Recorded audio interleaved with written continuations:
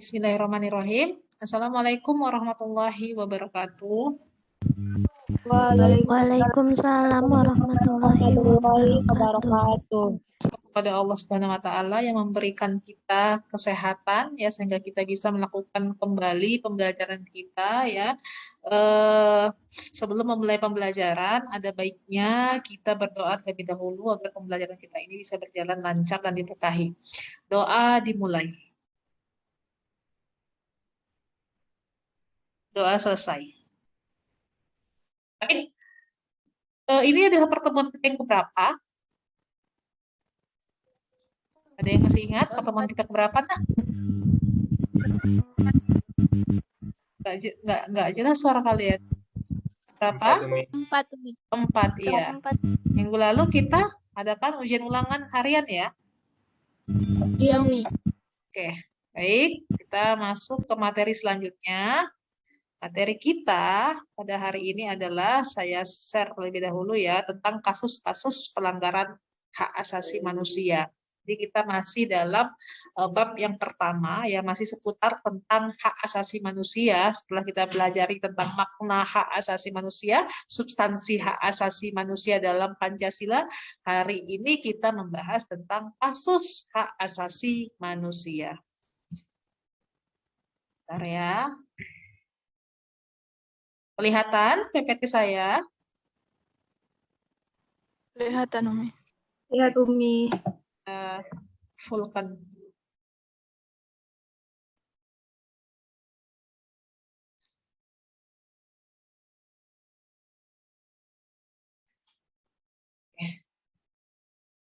Kasus pelanggaran hak asasi manusia.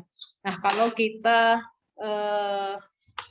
mendengar materi tentang kasus pelanggaran hak asasi manusia, di benak kita pasti adalah kasus-kasus yang terjadi di Indonesia, ya kan?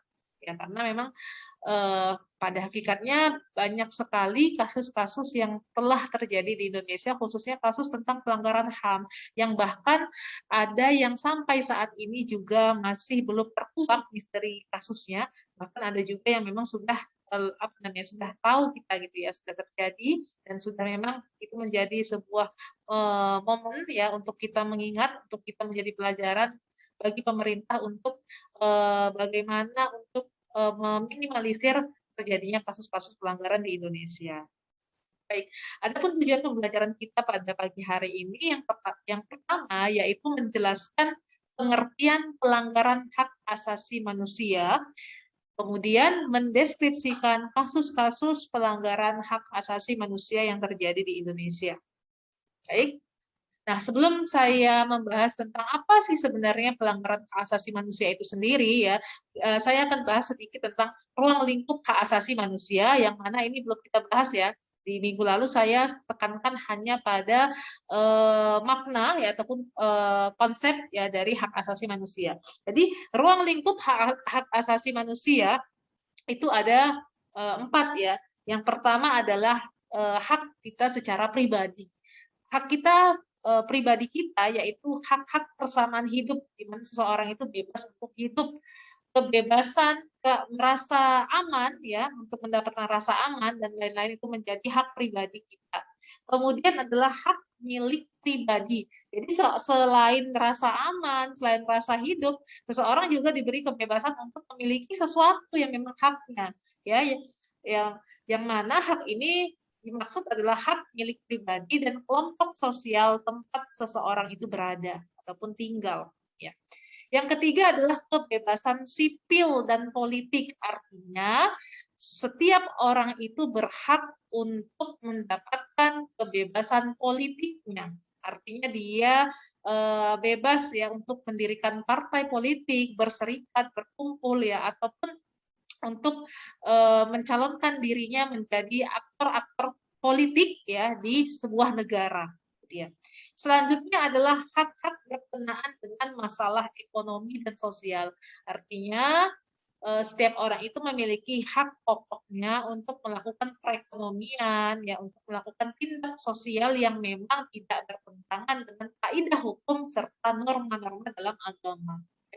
Norma-norma yang tercantum disepakati di Indonesia, salah satunya agama, kesopanan, kesusilaan, dan lain sebagainya.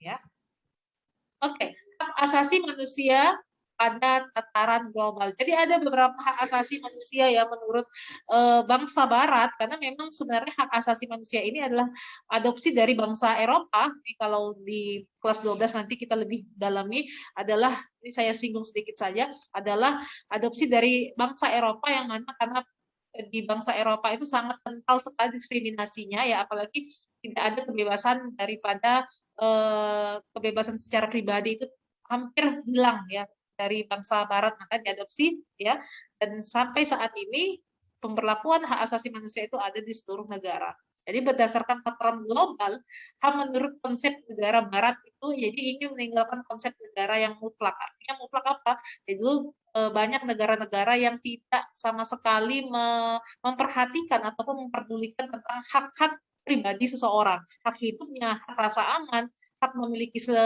sesuatu, itu tidak ada. Ingin mendirikan federasi rakyat yang bebas, dan filosofi dasarnya adalah hak asasi tertanam pada diri individu manusia. Kemudian hak asasi lebih dulu ada daripada tatanan negara. Ya, jadi sebenarnya hak kita lebih didahulukan daripada sebuah tatanan dalam sebuah negara. Itu dia. HAM menurut konsep sosialis. Nah, ini bagi negara-negara yang menganut konsep sosialis. Jadi hak asasi itu hilang dari individu dan terintegrasi dalam masyarakat katanya. Kemudian hak asasi itu tidak ada sebelum negara ada. Ya, jadi kalau untuk bagi negara sosialis ada dulu negaranya, kemudian setelah ada negaranya, ada pemerintahannya, barulah dijamin hak-hak dalam sebuah negara itu. Dijaminlah hak-hak dalam masyarakat di sebuah negara itu. Itu menurut konsep sosialis. Kemudian negara tersebut berhak membatasi hak asasinya, ya, hak asasi manusia ataupun hak dalam masyarakat itu apabila situasi menghendaki. Itu berdasarkan konsep sosialis. Sama seperti kita sebenarnya ya, kalau untuk sekarang ini ya, negara berhak membatasi hak asasi manusia apabila situasi menghendaki. Contoh seperti kita sekarang ini, dalam situasi pandemi saat ini ya, yang mana memang sangat krusial sekali masalah kesehatan, sehingga negara itu berhak memberikan kita, membatasi ya pergerakan kita ya, dengan cara apa? Itu tadi ya, tidak boleh misalnya melakukan perjalanan, kalaupun boleh harus ada syarat-syarat tertentu ya kan, dengan pemberlakuan PPKM. Bahkan sekarang kalau di Jakarta bukan PPKM lagi namanya ya, karena tetapi ada namanya pembatasan ganjil genap. Jadi yang boleh melintas itu hanya apa namanya, BK kendaraan yang ganjil dulu, kemudian genap dulu. Itu sebenarnya salah satu dari bentuk pembatasan HAM. Jadi kalau dilihat dari konsep sosialis ini, itu bisa terjadi apabila situasi menghendaki.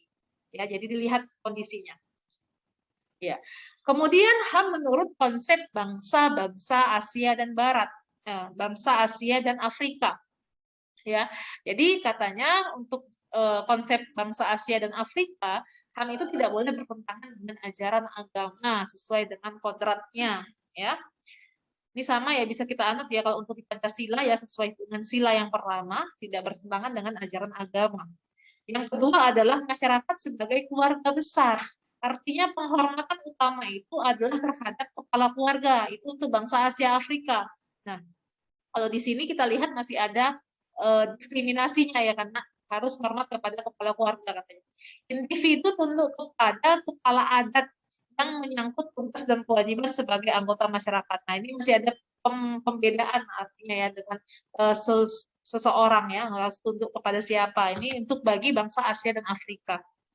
Nah, kemudian HAM menurut konsep PBB ini lain lagi tak ceritanya. Nah, untuk PBB sendiri ya, yang mana mengproklamasikan ya Declaration of Human Rights, menyatakan bahwa setiap orang itu memiliki hak untuk hidup ya, hak untuk merasa merdeka dan merasa aman ya, hak untuk diakui kepribadiannya ya. Ini secara PBB ini sebenarnya baik sekali ya, yang yang dikonsepkan oleh PBB.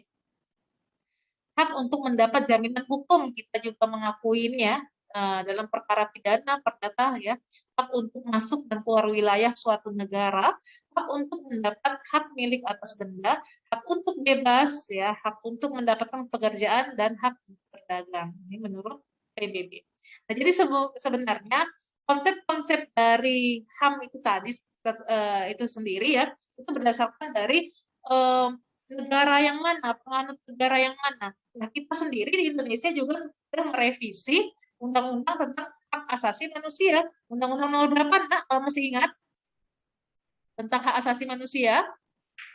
Nomor 39, Umi. Iya, benar sekali. Nomor 39 tahun 1999 ya. Jadi setiap negara itu berhak mengadopsi ya, merevisi ulang tentang pemberlakuan konsep-konsep hukum yang berdasarkan tentang hak asasi manusia itu sendiri ya.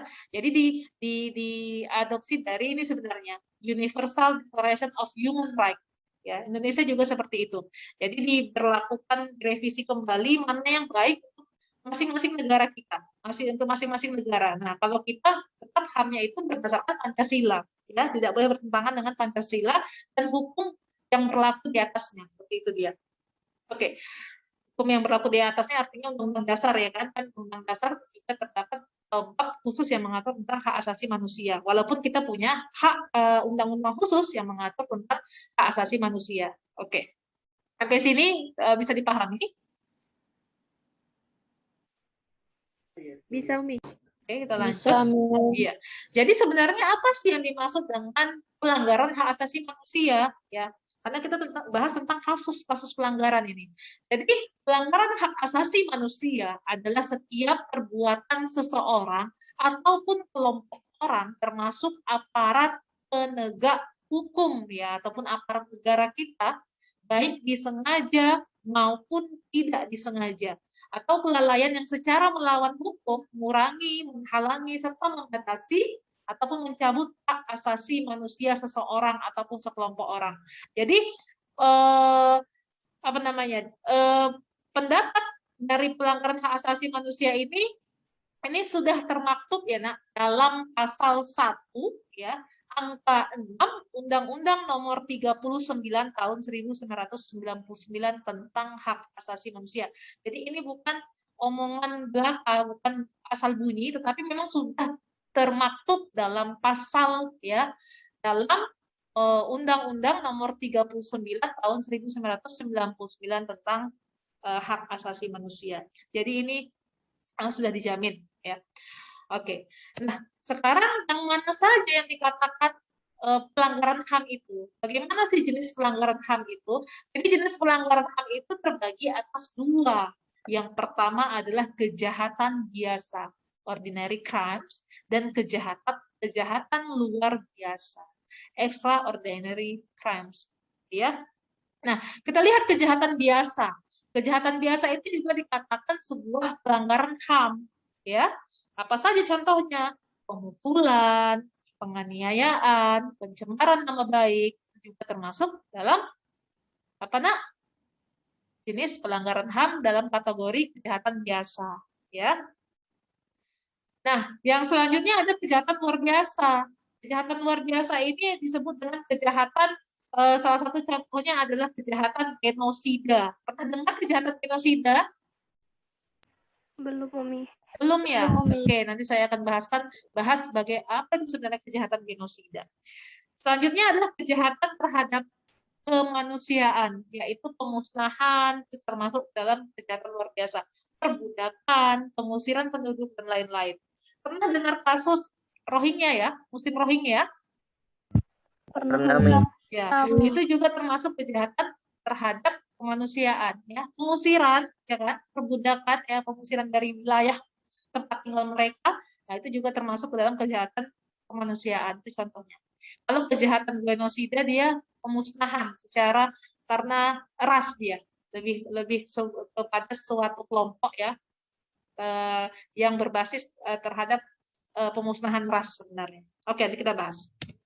Nah, jadi itu ya. Jadi bukan berarti kalau pelanggaran HAM biasa tentu hukumannya juga biasa, tidak. Jadi semuanya itu sudah sesuai dengan hukumannya sesuai dalam undang-undang yang berlaku, ya. Jadi tergantung dengan jenis kasusnya seperti apa. Nah, ini pelanggaran HAM yang dilakukan oleh individu terhadap individu lain ini dikatakan sebagai pelanggaran HAM secara horizontal, ya. Jadi dia sama ya, horizontal. Dilakukan antara individu yang satu kepada individu yang lain. Nah, sementara pelanggaran HAM yang dilakukan oleh aparat negara ataupun negara sekalipun terhadap rakyat disebut sebagai pelanggaran hak asasi manusia vertikal. Nah, ini pernah dengar kasusnya Orde Baru ya, Nak ya? Pelanggaran HAM ya. Di Orde Baru kalau apa namanya? Kalau mengingat pelajaran sejarah di Orde Baru kira-kira pelanggaran terjadi itu pelanggaran apa ya, Nak? Pelanggaran terjadi di Orde Baru apa ya kira-kira? Kebebasan Tidak bebas bersuara gitu, Miss. Iya, tidak bebas bersuara, tidak bebas berpendapat, ya kan? Tidak bisa mengkritik pemerintah, itu termasuk adalah pelanggaran yang dilakukan oleh negara, ya kan? Masih juga ingat kejadian pembunuhan mahasiswa Trisakti, ya kan? Di masa Orde Baru juga seperti itu. Ya, ini adalah jenis pelanggaran HAM secara vertikal, yang mana pelakunya adalah negara ataupun aparat negara terhadap masyarakatnya, ya. Oke, kita lanjut. Nah, di sini ada bentuk-bentuk pelanggaran hak asasi manusia. Ya, jadi berdasarkan bentuknya ada dua. Yang pertama adalah diskriminasi dan penyiksaan. Nah, kalau diskriminasi adalah suatu pembatasan, pelecehan ataupun pengucilan yang langsung atau tidak langsung didasarkan pada pembedaan suku ya, pembedaan rasis, ini lebih ke rasis, agama, suku, ras, etnik ya kan, kelompok, golongan, jenis kelamin itu bisa dikategorikan berdasarkan diskriminasi, berdasarkan bentuknya ya, secara diskriminasi. Kalau yang kedua, penyiksaan. Penyiksaan itu adalah suatu perbuatan yang dilakukan dengan sengaja sehingga menimbulkan rasa sakit atau penderitaan baik secara jasmani maupun rohani. Jadi kalau untuk penyiksaan ini bukan hanya jasmaninya saja sebenarnya, nah, untuk kategori penyiksaan. Tapi ada kalanya pelanggaran hak asasi manusia itu penyiksaan itu lebih kepada selain jasmani ya, itu juga salah satu pelanggaran kepada rohani ya, mental. Salah satunya contoh kasusnya adalah bully ya kan. Bullying. Nah, itu salah satu pelanggaran HAM juga, ya. Jadi bukan hanya dilihat secara jasmani, tapi rohani juga.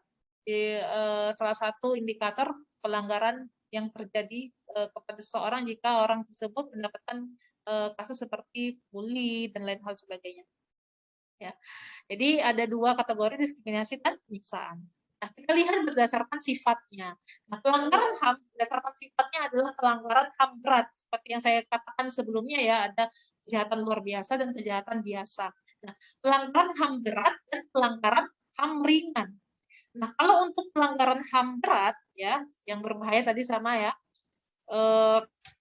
genosida, kemanusiaan, termasuk pelanggaran yang berat. Ya.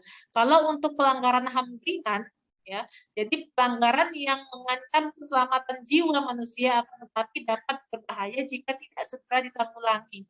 Misalnya, kelalaian dalam pemberian pelayanan kesehatan. Seringnya kita dengar gitu ya, Nak ya. Walaupun mungkin kalau secara rohani agama ya kita bawa mungkin itu memang ya sudah takdirnya ya, meninggal sudah ajalnya, tapi kalau kita bawa ke ranah hukum itu termasuk ke dalam kelalaian. Jadi masalah pelanggaran HAM ringan, kelalaian dalam pemberian pelayanan kesehatan misalnya sehingga mengakibatkan hilangnya nyawa seseorang, pencemaran lingkungan yang disengaja dan sebagainya sehingga menimbulkan akibat pencemaran lingkungan menimbulkan suatu kondisi yang parah seperti misalnya banjir ya ataupun bencana-bencana alam yang lain. Nah, itu suatu pelanggaran HAM ringan ya. Nah, jadi pelanggaran HAM menurut undang-undang ya nomor 26 tahun 2000 ya tentang pengadilan HAM, ini untuk tentang pengadilan HAM, Undang-Undang nomor 26 tahun 2000 yang mana ya yang menjadi pelanggaran HAM itu dibagi atas dua kalau berdasarkan pengadilan HAM. Apa itu? Kejahatan genosida ya, yaitu setiap perbuatan yang dilakukan dengan maksud untuk menghancurkan atau ataupun memusnahkan seluruh atau sebagian kelompok. Nah, ini tadi saya katakan, yang belum tahu genosida itu apa, Bu? Nah, ini dia. Genosida adalah sebuah perbuatan yang dilakukan dengan tujuan menghancurkan ataupun memusnahkan seluruh atau sebagian kelompok, bangsa, ras, ya, berdasarkan etnisnya ataupun agama. Itu dia. Genosida. Pernah lihat Muslim Cina Uighur? Tahu ya, yang kasusnya enak ya, di tahun 2000 berapa saya tidak tahu. 2019 itu kasusnya, 2019 kalau saya tidak salah. Nah, itu seperti itu. Nah, jadi pemusnahan ya, perbudakan, ya, itu dia. Kejahatan ini selanjutnya adalah kejahatan terhadap kemanusiaan, yaitu salah satu perbuatan yang dilakukan sebagai bagian dari serangan yang meluas ataupun sistematik. Ya, ini yang ditujukan secara langsung. Nah, ini berdasarkan dari Undang-Undang Nomor 26 Tahun 2000 tentang Pengadilan HAM.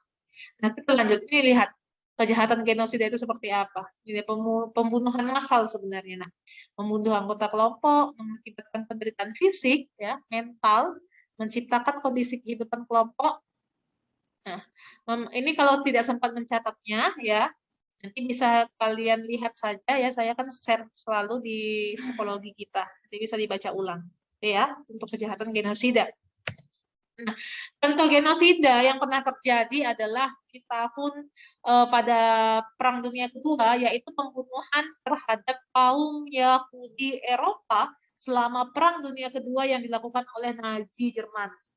Ya, itu salah satu contoh pelanggaran genosida.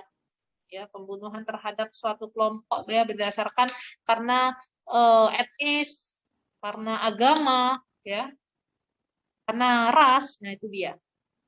Oke. Nah, sementara untuk kejahatan kemanusiaan ini ya, pemusnahan, pembunuhan, perbudakan, pengusiran, ya, perampasan. Nah, itu pernah salah satu kejahatan apartheid. Tahu kejahatan apartheid? Kejahatan apartheid tahu? Kurang tahu, Mi. Kurang tahu ya. Ya, kenapa selalu yang menjawab ini selalu Dwi, Putri, Andini, yang lain kemana? Ya. Jadi kejahatan apartheid itu adalah kejahatan membeda-bedakan ras, apa namanya, warna kulit. Ini terjadi di Afrika saat itu ya, warna kulit antara kulit hitam dan kulit putih. Ya, kalau dulu kan di Amerika untuk kulit hitam ya itu selalu diskriminasi ya, karena didiskriminasikan, kan tidak boleh dalam politik ya kan. Ya, untuk masalah pekerjaan juga sulit. Nah, itu kejahatan apartheid. Nah, kalau sekarang itu terjadi lagi, maka itu adalah sebuah kasus pelanggaran HAM yang besar ya. Kenapa? Karena termasuk dalam kejahatan kemanusiaan tadi. Kan tadi ya, kejahatan luar biasa. Salah satunya kejahatan kemanusiaan. Nah, apartheid, kejahatan apartheid masuk ke dalam kejahatan kemanusiaan. Jadi itu salah satu kejahatan luar biasa yang membeda-bedakan, sekarang tidak boleh dalam pelanggaran hak asasi manusia, itu termasuk kejahatan yang berat. Itu dia. Ya. Nah, apa sebenarnya penyebab terjadinya pelanggaran hak asasi manusia itu sendiri? Yang pertama itu ada beberapa faktor yang menyebabkan, ya. Salah satunya adalah kurang berfungsinya lembaga-lembaga penegak hukum. Artinya bukan berfungsi secara fungsionalnya ya, secara operasionalnya mereka tidak berfungsi, tidak, tetapi mungkin lebih kepada oknum-oknumnya ya. Kita paham sebenarnya tentang undang-undang HAM yang berlaku, kita paham ada pengadilan HAM, ada hakim khusus yang mengatur tentang HAM, tapi oknum di lapangan tetap terkadang ya, kalau dalam hukum mengatakan ya, kalau dosen saya bilang dulu, hukum kita itu adalah runcing ke bawah, tumpul ke atas, artinya hanya melihat orang-orang yang secara sosial ya, ataupun ekonomi yang di bawah itu yang lebih ditekankan ya, lebih di apa namanya, secara hukum itu kalau ada terjadi pelanggaran kasus-kasus itu ya lebih dikenakan sanksi yang berat gitu. Sementara kalau untuk orang yang kita lihat misalnya apalagi aktor-aktor politik di atas ya kan, nah itu biasanya untuk sanksi-sanksinya tergolong ringan. Nah itu dia. Jadi secara bukan secara fungsional, tidak tidak berfungsi, tetapi lebih kepada oknum-oknum daripada lembaga-lembaga penegak hukum yang ada di negara kita. Seperti polisinya mungkin yang tidak tegas atau yang tidak adil ya, tidak jujur, jaksa ya, hakim dan yang lain-lainnya itu dia. Kemudian salah satunya adalah juga karena pemahaman kita yang belum merata tentang hak asasi manusia. Mungkin kalau orang-orang awam yang tidak menyentuh dunia pendidikan, artinya tidak sekolah, karena di Indonesia itu termasuk banyak ya masyarakat yang di bawah garis pendidikan rendah, gitu ya. Nah, mungkin tidak paham HAM itu seperti apa. Mereka tidak tahu juga mungkin kalau HAM mereka telah dilanggar, seperti itu dia. Ya, tidak ada sosialisasi. Nah, makanya inilah pentingnya bagi kita, bagi kalian juga yang sekolah ya, yang memang mengenal dunia pendidikan, makanya kita perlu belajar tentang hak asasi manusia supaya kita tahu bahwa hak kita itu dilanggar atau tidak, ya kan? Dan kita tahu mana kasus-kasus pelanggaran HAM ringan, HAM berat, seperti itu dia. Nah, jadi pemahaman belum merata tentang hak asasi manusia baik di kalangan sipil maupun militer. Kemudian kurang dan tipisnya rasa tanggung jawab kita sebagai masyarakat, sebagai manusia, ya, untuk mengerti akan apa namanya HAM kita itu yang mana, gitu ya, seperti apa. Adanya pandangan HAM bersifat individualistik yang akan mengancam kepentingan umum. Oke, ini salah satu faktornya. Nah, jadi ada contoh kasus-kasus pelanggaran hak asasi manusia yang terjadi di Indonesia. Saya beri sebuah contohnya saja, nak, karena sebenarnya kasus-kasus pelanggaran di Indonesia ini tentang hak asasi manusia itu sangat cukup banyak. Kalau kita masih ingat, kalian masih ingat kasusnya pembunuhan Munir? Tahu Munir? Tahu, Miss. Iya, yang di tahun 2019 atau 2020 awal kalau saya tidak ingat baru terkuakkan kasus pembunuhnya siapa.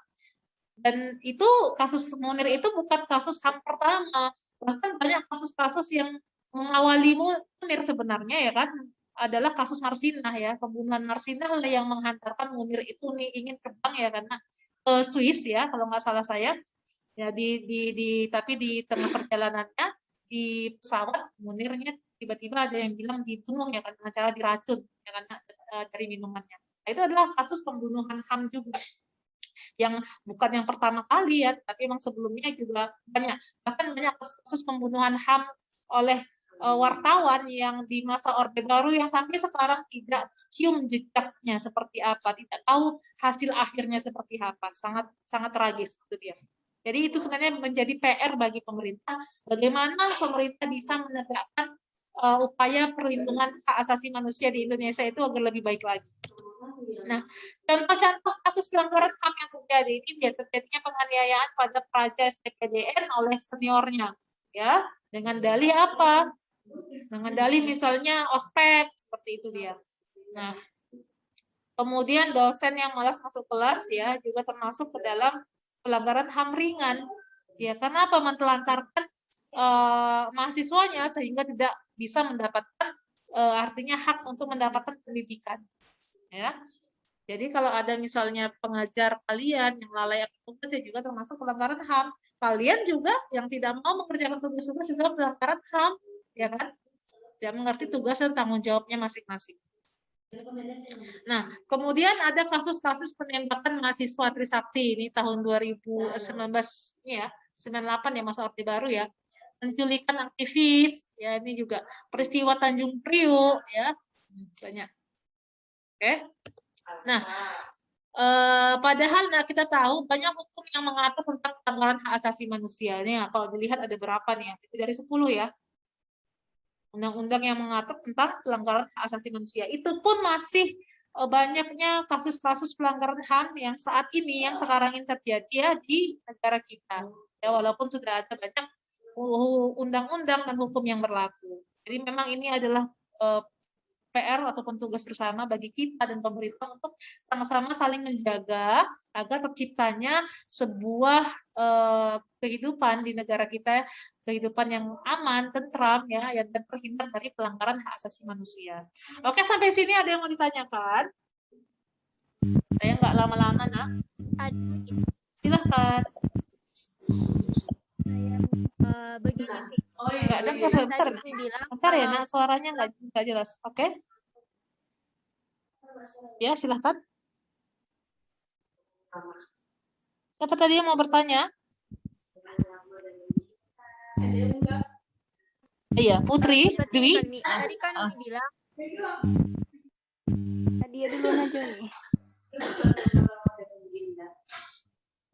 Suaranya nggak jelas, Lana. Mi gini Mi, kan BB itu udah menyatakan beberapa kebebasan tentang hak. Nah, jadi untuk pelanggaran yang besar kayak Yang lain bisa dengar nggak, nak? Kata Dwi apa? Atau boleh ada yang bantu? Saya nggak jelas. Nggak jelas juga ya? Yang lainnya? Iya, Iya, agak macet-macet gitu. Agak macam-macam. Dwi boleh apa ya? Kita apa namanya? Atau diketik aja? Atau yang lain sebelum Dwi kalau mau chat aja, chat pribadi. Maaf ya Dwi, saya nggak jelas dengar suara kamu, nak. Ada lagi yang mau tanya? Ini ada chat siapa nih, saya baca. Sudah ribut. Iya. Iya, maaf ya, di sekitar saya juga ribut. Maaf ya, nak. Kami kekurangan ruangan sebenarnya. Silahkan. Ada lagi yang mau bertanya? Begini nih, pelanggaran. Oke, saya baca ya. Oke, ke pertanyaan Andi ini, pelanggaran besar seperti Rohingya dan Uighur, apakah PBB ada melakukan tindakan tentang itu? Oke, jadi kalau dilihat, nah ini nak, kalau saya bilang pelanggaran kejahatan luar biasa, ya kan, atau kategori HAM berat, nah ini tentu pasti menyinggung bukan hanya negara yang bersangkutan, tapi menyinggung seluruh negara ya tetangga, negara yang ada di sekitarnya. Kalau seperti ini, otomatis PBB pasti punya tindakan ya, punya kekuasaan, punya power untuk bisa melakukan sebuah penyelidikan tentang kasus-kasus pelanggaran HAM. Nah, di Indonesia juga, di negara kita juga ya, kalau kita nanti di kelas 12 mungkin lagi disinggung ya materi ini. Apabila negara dianggap tidak mampu dalam hal mengupayakan sebuah kasus pelanggaran yang terjadi di Indonesia, jika tidak sanggup, itu bisa diambil alih oleh PBB selaku penyelidik ya untuk bisa menyelesaikan kasus pelanggaran itu. Jika memang negara tersebut meminta dan dianggap tidak mampu menyelesaikan, itu dia. Tapi selagi masih mampu ya diserahkan kembali ke negara tersebut, negara yang bersangkutan ya, yang melakukan yang terjadi pelanggaran itu sendiri. Jadi sudah pasti PBB melakukan tindakan itu, ya sudah ada wewenangnya. Jangankan untuk kasus-kasus seperti itu, seperti misalnya perselisihan antara Palestina dan Israel, itu otomatis ya PBB juga ikut andil dalam hal tersebut, karena PBB kan adalah perserikatan bangsa-bangsa yang mana di dalam PBB itu ada Dewan Keamanan negaranya, ada Dewan Keamanan untuk menyatukan bagaimana negara-negara di dunia ini bisa tentram dan damai, apalagi bagi negara yang terkhusus lagi bagi negara yang bergabung dalam PBB. Yang tidak bergabung saja pasti PBB punya andil, apalagi yang tergabung dalam PBB. Itu dia. Bisa dipahami, Dwi? Bisa? Oke, terima kasih. Ada lagi yang mau ditanyakan? Kalau tidak ada yang mau bertanya, saya tutup materi kita. Sophie seperti mau bertanya ya? Tadi hampat hidup mikrofonnya. Nggak jadi? Sophie Septia. Oke, kalau tidak ada lagi yang bertanya, saya cukupkan saja materi kita sampai di sini. Ya, terima kasih untuk kita semua yang berpartisipasi. Ya, pesan saya, nanti jangan lupa diulang kembali pembelajarannya, lihat di psikologi. Kalau ada yang mau diskusikan, boleh saya sediakan tempat untuk diskusi di psikologi ya, kolom diskusi. Dan kalau mau secara pribadi juga boleh. Ya, tetap jaga kesehatannya, tetap jaga semangat untuk belajar ya, nak. Terima kasih. Saya akhiri dengan alhamdulillahirabbil alamin. Assalamualaikum warahmatullahi wabarakatuh. Waalaikumsalam warahmatullahi wabarakatuh. Terima kasih, Umi. Waalaikumsalam warahmatullahi wabarakatuh. Terima kasih, Mem. Terima kasih, Mem.